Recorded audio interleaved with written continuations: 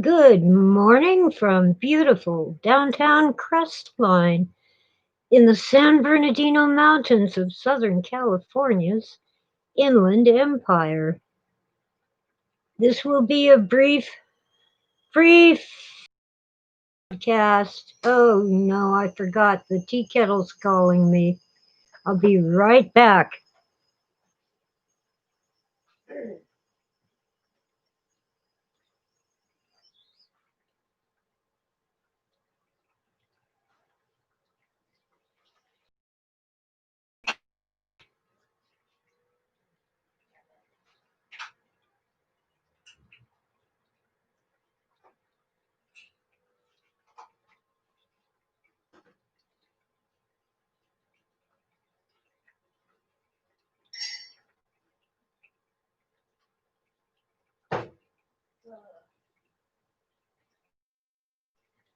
Okay, got my mug of instant coffee. Oh, Philip.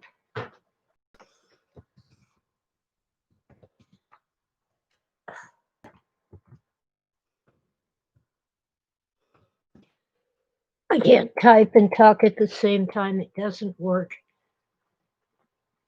Well, this will be a brief podcast, but since I haven't been on in a while, I thought I'd better check in with everyone. Everything's fine in my neck of the woods. Let's see, I have to click on something.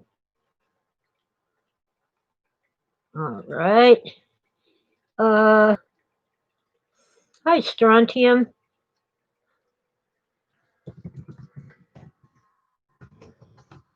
If I don't connect your handles with your real world names, it's nothing personal. I'm just terrible with names.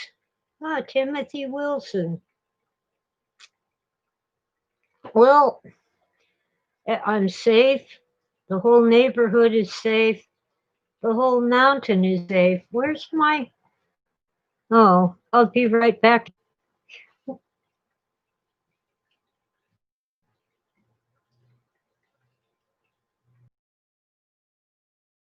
And open back up.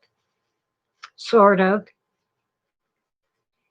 Wear a mask and social distance. I think even the churches are sort of opening. There was a. No, I'm not sure. I think it was actually Sunday night. Saturday or Sunday night, there was a riot in San Bernardino, about 10 miles down the hill from here in the flatland.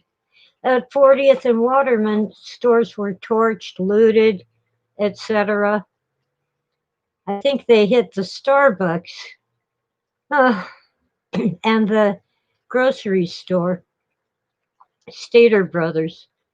Anyway, they did not come up the mountain, but a peaceful protest would be fine here, but riots and looting just would not happen. For one thing, most of my neighbors are armed.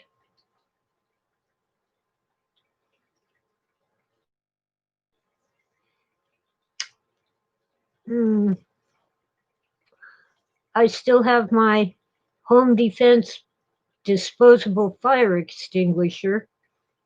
It puts out a cloud of puffy white stuff. I think it's actually made of baking soda, but you wouldn't want that all over your face, would you? And at the same time, it would put out a fire. And I don't care if it gets confiscated as a weapon, as evidence, because disposable, thanks to my older and smarter brother, a keychain with an alarm thingy. You just pull it apart and it makes this ear-splitting noise. See, I don't scream.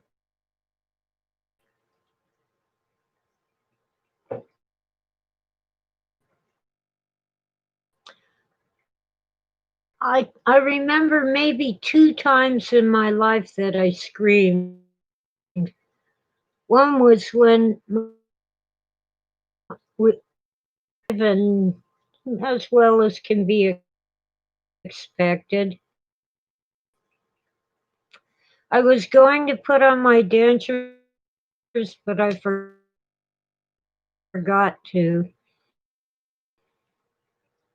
I'm not sure they will affect us. Let's see. I have to pop out the chat because it kind of what do you call it? Froze on me. YouTube says you can still hear me. We'll see. Oh, come on. Well, I popped out the chat, but here we go. There we go. Hi, Sweepy Dave. Let's see if I can type that.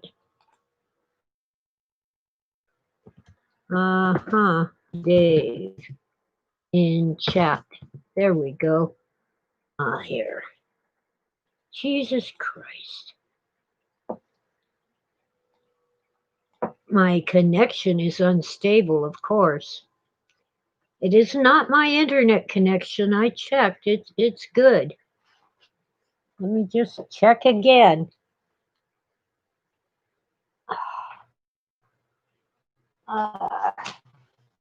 It appears to be good.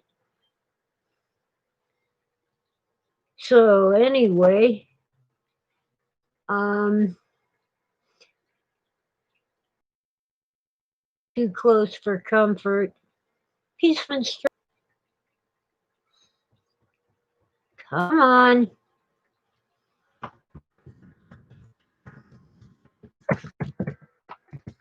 My connection is unstable. We need to have a conversation. It is not only minorities, certainly not only Black people, people of color, Blacks, Latinos, whatever.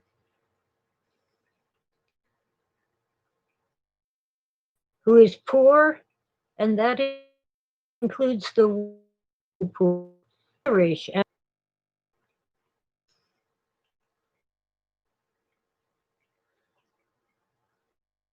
They are not. We come on, evil machine. Okay, blacks did suffer from slavery. So did the Irish and the Chinese. The Irish have assimilated, and for the most part, so have the Chinese and the Japanese and the Germans and Italians. In spite of that little thing we call World War II and that horrible thing we call Vietnam,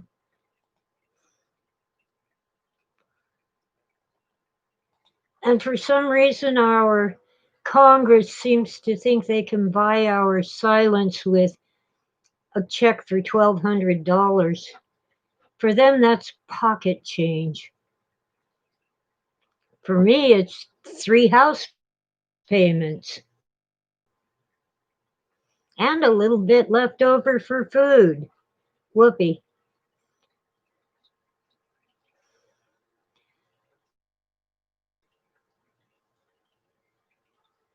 It isn't a racial issue, and yet